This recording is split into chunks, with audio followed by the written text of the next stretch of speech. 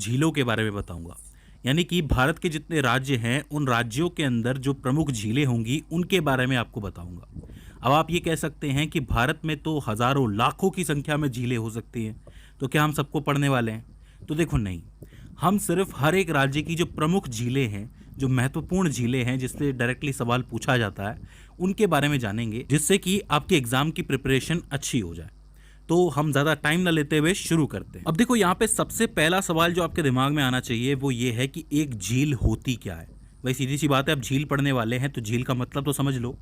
तो देखो, साधारण शब्दों में आपने तालाब देखा होगा, मतलब आपके घर के आसपास तालाब देखा होगा, या फिर मान लो कि बारिश होती है तो आप देखते होंगे कि सड़क पे कोई गड्ढे होंगे तो गड्ढों में पानी जमा हो जाता है। तो ये जो तालाब और ये गड्ढे होते हैं जिनमें पानी भरा हुआ होता है, झील बस इसका एक बड़ा स्वरूप है। यानी कि एक बहुत बड़ा गड्ढा है जिसके अंदर बहुत सारा पानी भर गया है, उसे आप झील कहते हो। अब बड़े से मेरा मतलब बहुत बड़ा, मतलब बहुत बड़ा इन द सेंस बहुत सारी ज़मीन उसने घेर रखी है, तो वो झील कहलाता है। तो इसका मतलब अगर हम परिभाषा दें तो हम ये दे सकते हैं कि झील जल का वह स्थिर भाग होता है जो चारों तरफ से स्थल खंडों या फिर ज़मीन से घिरा हुआ होता है। जैसे एक गड्ढा होता है वो ज़मीन से घिरा हुआ ही होता है, एक गड्ढा बन गया, आसपास उसकी ज़मीन ही होती है। वैसे ही झील के आसपास ज़मीनें होती हैं, बस उस गड्ढे के अंदर पानी होता है। अब याद रखना, ये जो पानी होता है ये समंदर से जुड़ा हुआ नहीं होता है। जैसे कि नदी होती है, नदी एक जगह से दूसरी जगह बह के जाती है और फाइनली जाके समंदर में मिल जाती है, तो नदी समंदर से जुड़ी हुई होती है, एक छोर समंदर से जुड़ा हुआ होता है। लेकिन झील के साथ ऐसा कुछ नहीं होता। झील का पानी स्थिर रहता है, रुका हुआ रहता है, उसमें धारा प्रवाह नहीं होती है। तो अब यहाँ पे एक चीज़ आप समझ सकते हो कि अगर पानी रुका हुआ है तो उसका वाष्पीकरण भी जल्दी होगा। तो ऐसा भी हो सकता है कि तेज गर्मी की वजह से वो पूरा पानी ही वाष्पीकृत हो जाए, उड़ जाए। तो इसीलिए जो झीलें होती हैं वो अस्थायी होती हैं मेनली। वो क्या होती है, बनती हैं फिर गायब हो जाती हैं, फिर बनती हैं फिर गायब हो जाती हैं। तो अब आपको समझ में आया कि एक झील क्या होती है, एक बड़ा गड्ढा जिसके अंदर पानी भरा हुआ है। अब देखो, झीलों के प्रकार की बात करते हैं। झीलें कई प्रकार की हो सकती हैं, ये इस बात पर निर्भर करता है कि वो झील बनी कैसे। जैसे कि एक प्रकार होता है मीठे पानी की झील, यानी कि ऐसी झील जिसके अंदर पीने लायक पानी है। अब आप सोच के देखो कि एक ऐसी झील है जिसके अंदर पीने लायक पानी है, मतलब वो पानी कहाँ से आ रहा होगा? या तो वो हाल ही में हुई वर्षा की वजह से इकट्ठा हुआ होगा, तो वर्षा का पानी हम पी सकते हैं, आपको पता है, अगर वो हम उसका फिल्टर कर ले तो। या फिर कोई नदी होगी जहाँ से पानी बह रहा होगा, उसकी वजह से झील में पानी आ रहा होगा। तो ऐसी झील का पानी मीठा पानी कहलाता है, पीने लायक पानी कहलाता है, और इस झील को हम मीठे पानी की झील कहते हैं। तो ये पहला प्रकार हो जाता है। इसी तरीके से लवणीय झील भी होती है, यानी कि खारे पानी की झील होती है। अब पानी में खारापन कैसे आ सकता है? किसी खारी चट्टान की वजह से आ सकता है, खनिजों की वजह से आ सकता है, समंदर के पानी की वजह से आ सकता है। तो इस तरीके की झीलें जो होती हैं वो खारे पानी की झीलें होती हैं, ठीक है। इसके अलावा एक प्रकार होता है हिम नदीय झील।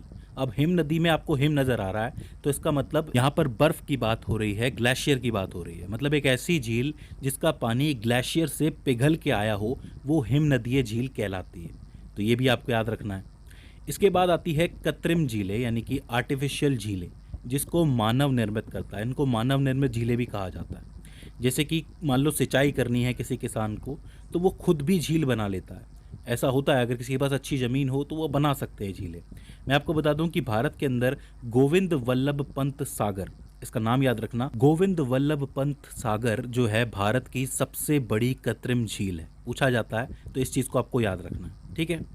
इसी तरीके से एक झील होती है ज्वालामुखीय झील, यानी कि एक ऐसी झील जो ज्वालामुखी के गड्ढे के अंदर ही होती है। कभी कभार क्या होता है कि कोई बड़ा ज्वालामुखी फटता है तो उसके फटने की वजह से गड्ढे बनते हैं। उन गड्ढों के अंदर अगर पानी इकट्ठा हो जाए तो वो भी झील बन जाता है।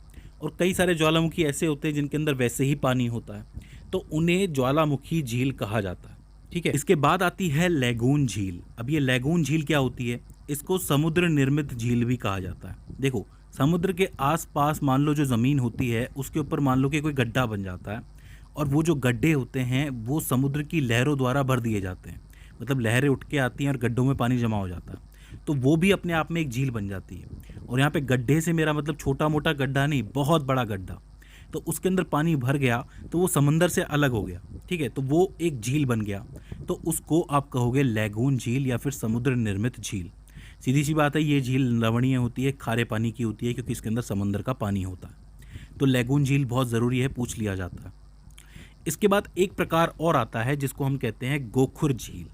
गोखुर झील कुछ इस तरीके की दिखती है, आप लोग देख सकते हो। इसके अंदर ये जो एरिया आपको दिख रहा है, ये है आपका ऊंचा हिस्सा। इसको समझने के लिए आप ऐसे समझ सकते हो कि जैसे मान लो कि कोई नदी आ रही है, वो नदी जो है किसी पहाड़ से बह के आ रही है, वो नदी बह के यहाँ पहुँची। अब यहाँ पे क्या है कि क्योंकि ज़मीन थोड़ी सी ऊंची है, तो ऊंची ज़मीन से तो वो जा नहीं सकती, तो वो यहाँ से नीची ज़मीन से गुजरती है और इस तरीके से घूमती घूमती घूमती घूमती इस तरीके से चली जाती है। तो ये एक तरीके का सर्कल बना देती है, एक तरीके का गोला बना देती है। अब कुछ समय के बाद मान लो कि पानी की रफ्तार तेज़ हो जाती है और पानी जो है वो यहाँ से सीधे निकल जाता है, मतलब मिट्टी को चीरते हुए निकल जाता है।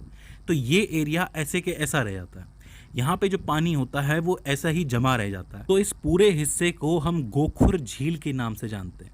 अब गोखुर झील में बीच वाला हिस्सा जो है ऊपर उठा हुआ है और ये बाकी आसपास का हिस्सा जो है वो धंसा हुआ है, इसलिए यहाँ पे पानी भर जाता है। ये एक स्पेशल शेप है, अगर आप इसको याद रखोगे तो इससे आपको गोखुर झील याद रह जाएगी। ठीक है, तो ये आपके कुछ एक प्रकार हैं, पूछे जाते हैं, मीठे पानी की झील, लवणीय झील, हिमनदीय झील, और स्पेशली ये 3 तो बहुत महत्वपूर्ण है, ज्वालामुखी झील, लैगून झील और गोखुर झील। तो इनको तो आपको ज़रूर याद रखना। तो अब आपको झील समझ में आ गई, झीलों के प्रकार समझ में आ गए। अब हम बात कर लेते हैं राज्यों की कि राज्यों में कौन कौन सी झीलें होती हैं। सबसे पहले हम शुरू करते हैं जम्मू कश्मीर से। देखिए, जम्मू कश्मीर की सबसे फेमस झील जो है वो है डल झील। डल झील एक ऐसी झील है जहाँ पे कई फिल्मों की शूटिंग हुई है, वहाँ पे शिकारे चलते हैं, आपको पता है, शिकारों के अंदर गानों की भी शूटिंग हुई है। तो आप याद रख सकते हो डल झील कहाँ पे है, श्रीनगर के अंदर है। श्रीनगर में सबसे मशहूर झील है, इसको आपको याद रखना है। दूसरी जो ज़रूरी झील है जम्मू कश्मीर में वो है वुलर झील। वुलर झील इसलिए मशहूर है क्योंकि ये भारत की सबसे बड़ी मीठे पानी की झील है। ये पूछा जाता है कि भारत की सबसे बड़ी मीठे पानी की झील कहाँ है, तो आप लिखेंगे जम्मू और कश्मीर, क्या नाम है, वुलर झील। तो ये 2 झीलें हो जाती है जम्मू कश्मीर की, बहुत महत्वपूर्ण। इसके बाद आती हैं 4 इंपॉर्टेंट झीलें, अनंतनाग झील, बैरीनाग झील, शेषनाग झील और नागिन झील। आप एक चीज़ कॉमन देखोगे इसके अंदर कि ये सब नाग से एंड हो रही है, या नाग या नागिन इसके अंदर आपको नज़र आएगा, तो इनको आप एक साथ याद रखिएगा। अनंतनाग एक ज़िला है, उस ज़िले के अंदर ये झील है। बैरीनाग झील जो है वो बैरीनाग झरने के पास से है, यहीं से आपकी झेलम नदी भी निकलती है, मैंने आपको बताया था अगर आपको याद हो नदियों वाली वीडियो के अंदर। इसके अलावा शेषनाग झील है और नागिन झील है। ठीक है, 2 और इम्पॉर्टेंट झीलें हैं जम्मू कश्मीर के अंदर, एक है मानस झील और एक है विसनसर झील। ये 2 झीलें भी पूछ ली जाती है। तो टोटल 8 झीलें आपको यहाँ पे याद रखनी है। डल झील, वुलर झील, अनंतनाग झील, बैरीनाग झील, शेषनाग झील, नागिन झील, मानस झील और विसनसर झील। तो इस चीज़ को आपको याद रखना है। ठीक है, इसके बाद हम थोड़ा आगे बढ़ते हैं, जम्मू कश्मीर से इस तरफ आते हैं उत्तराखंड की तरफ। अब देखो, एक जो तालाब होता है उसको हम ताल के नाम से भी जानते हैं। तालाब को ताल भी कहा जाता है, आप में से कई लोगों को पता होगा। तो ये समझ लो कि जो तालों का प्रदेश है वही उत्तराखंड है और यहाँ की ज़्यादातर झीलों को ताल के नाम से जाना जाएगा। एक है आपकी नैनीताल झील, सबसे फेमस, तालों में ताल, नैनीताल, ये चीज़ आपको याद रहेगी। इसके बाद आती है आपकी मालाताल, राकसताल, देवताल और सातताल। देखो, नैनीताल, मालाताल, राकसताल, देवताल, सातताल, इन सबको याद रखना आसान ही है क्योंकि सबके सब ताल हैं, तो आप याद रख सकते हैं इन सभी झीलों को।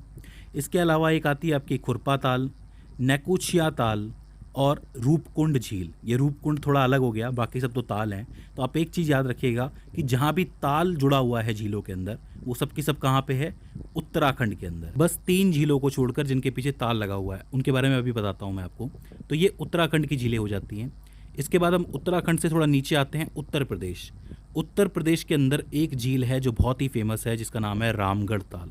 ये रामगढ़ ताल जो है अलग से याद रखना, उत्तर प्रदेश की झील है, तो एक इंपॉर्टेंट झील है, इसको आपको याद रखना है। राम मंदिर से रामगढ़ ताल आप याद रख सकते हो, उत्तर प्रदेश में बना है, हाल ही की घटना है, तो आप याद रख पाओगे। इसके अलावा हिमाचल प्रदेश की बात करें तो हिमाचल प्रदेश में 2 झीलें हैं, सूरज ताल, चंद्र ताल। तो ये ताल हो जाते हैं, तो 3 झीलें हो जाती हैं, रामगढ़ ताल, सूरज ताल, चंद्र ताल। इन तीनों को छोड़कर अगर किसी भी ताल की झील आए तो वो कहाँ पे है, उत्तराखंड के अंदर है। बाकी कहाँ पे है, या तो उत्तर प्रदेश में होगी या हिमाचल प्रदेश में होगी। इसके बाद हम चलते हैं सिक्किम, क्योंकि सिक्किम के अंदर एक इम्पॉर्टेंट झील है जिसका नाम है चौलहामू या फिर चौलमू। चौलहामू या फिर चौलमू, याद रखना नाम को। ये इसीलिए ज़रूरी है क्योंकि ये भारत की सबसे ज़्यादा ऊंचाई वाली झील है। ये तकरीबन 18,000 फीट की ऊंचाई पर है। याद रखिए, ये जो तीस्ता नदी है उसका उद्गम भी यहीं से होता है। तो चौलमू झील जो है वो उत्तरी पूर्वी भारत के लिए बहुत ज़रूरी हो जाती है, तो इसको आप याद रखना। इसके बाद हम चलते हैं राजस्थान। राजस्थान के अंदर बहुत अच्छी अच्छी झीलें हैं, नाम इजीली याद हो जाएंगे आपको। राजसमंद झील, जयसमंद झील, फतेह सागर झील, डीडवाना झील और सांभर झील। ये 5 ऐसी झीलें हैं जो बहुत इंपॉर्टेंट है और इनमें से कईयों का नाम आपने सुना होगा। स्पेशली सांभर झील का तो ज़रूर सुना होगा, क्योंकि सांभर झील जो है खारी झील है। और मैं आपको बता दूं कि सबसे बड़ी अंतःस्थलीय झील भी यही है। अब आप पूछेंगे कि अंतःस्थलीय झील क्या होती है? एक ऐसी झील जो कहीं भी नहीं जाती, मतलब जो समुंदर में नहीं जाती, वो मैदान में ही गायब हो जाती है, तो उसको अंतःस्थलीय झील कहा जाता है कि भाई स्थल पे थी, स्थल पे ही खत्म हो गई। तो खारे पानी की सबसे बड़ी अंतःस्थलीय झील कौन सी है? सांबर झील। कहाँ पे है? राजस्थान के अंदर है। याद रह जाएगा, कोई दिक्कत तो नहीं होगी? ठीक है। इसके बाद हम राजस्थान से थोड़ा इधर आ जाते हैं, उत्तर पूर्व के अंदर, मणिपुर के अंदर। मणिपुर के अंदर एक झील है जो कि लोकटक झील के नाम से जानी जाती है। ये जो झील है मीठे पानी की झील है। इसकी सबसे खास बात यह है कि पूरी दुनिया में सिर्फ एकमात्र एक राष्ट्रीय पार्क है जिसका नाम है केबुल लामाजाओ। ध्यान से सुनना, केबुल लामाजाओ नाम का एक राष्ट्रीय पार्क है जो इस झील के ऊपर तैरता है। जी हाँ, तैरता हुआ राष्ट्रीय पार्क है। तो इसके लिए बहुत फेमस है, पूछा जाता है, इसका नाम लेके पूछा जाता है कि वो कौन सी झील है जिसके ऊपर एक राष्ट्रीय पार्क जो है वो तैरता है। तो याद रखना। इसके बाद महाराष्ट्र की बात करते हैं। महाराष्ट्र में आती है आपकी लोनार झील। ये मेरी फेवरेट है, वो इसलिए क्योंकि ये जिस गड्ढे के अंदर बनी हुई है, जो गड्ढा बना हुआ है जिसके अंदर पानी है, वो गड्ढा एक उल्का पिंड के टकराने की वजह से बना था। सोच के देखिए कि बाहर से कोई पत्थर आया था अंतरिक्ष से, वो टकराया यहाँ पे और उसकी वजह से ये झील बनी थी। तो ये बहुत ही स्पेशल झील है, लोनार झील महाराष्ट्र के अंदर है। इस चीज़ को आपको ज़रूर याद रखना है, ठीक है। इसके बाद हम चलते हैं थोड़ा सा साउथ इंडिया की तरफ। साउथ इंडिया के अंदर सबसे पहले हम आंध्र प्रदेश देख लेते हैं। आंध्र प्रदेश में एक झील है पुलिकट झील। पुलिकट झील जो है वो भारत की दूसरी बड़ी लैगून झील है। लैगून झील अभी मैंने आपको बताया था ना कि समंदर के पास होती है और समंदर का पानी जो है भर देता है इसे, मतलब लहरें भर देती हैं। तो आप देखेंगे कि ये समंदर के पास है और समंदर के पानी ने इसको भरा है। इसमें ख़ास बात ये है कि ये बहुत लंबी झील है, ठीक है, और लंबी इतनी है कि इसका कुछ हिस्सा तमिलनाडु के अंदर भी है। तो पुलिकट के बारे में सवाल बनता है, इसको याद रखना है ना। इसके अलावा एक झील और है आंध्र प्रदेश में जो कि कोलेरू झील के नाम से जानी जाती है, उसको भी आपको याद रखना है। इसके बाद चलते हैं केरल में। केरल की 3 बड़ी झीलें हैं जिनका नाम है अष्टमुदी, पेरियार और वेम्बनाड, ठीक है। वेम्बनाड झील जो है, मैं आपको बता दूं कि ये भारत की सबसे लंबी झील। तो सबसे लंबी झील के लिए एक सवाल पूछा जा सकता है कि सबसे लंबी झील कौन सी है? वेम्बनाड है। कहाँ पे है? केरल के अंदर, ठीक है। इसके बाद हम आखिरी झील की बात कर लेते हैं जो कि है उड़ीसा के अंदर, जिसका नाम है चिल्का झील, जो कि भारत की सबसे बड़ी लैगून झील है। लैगून झील मतलब इसके अंदर जो पानी है वो समंदर ने भरा है, मतलब समंदर की लहरों की वजह से भरा है। तो सीधी सी बात है कि ये खारे पानी की झील है। और दूसरी चीज़ ये है कि ये सबसे लंबी तटीय झील भी कहलाती है, क्योंकि ये समुद्र के किनारे है और लंबी है, तो तटीय झील भी कहा जा सकता है इसको, सबसे लंबी खारे पानी की तटीय झील। तो इस चीज़ को भी आपको याद रखना है।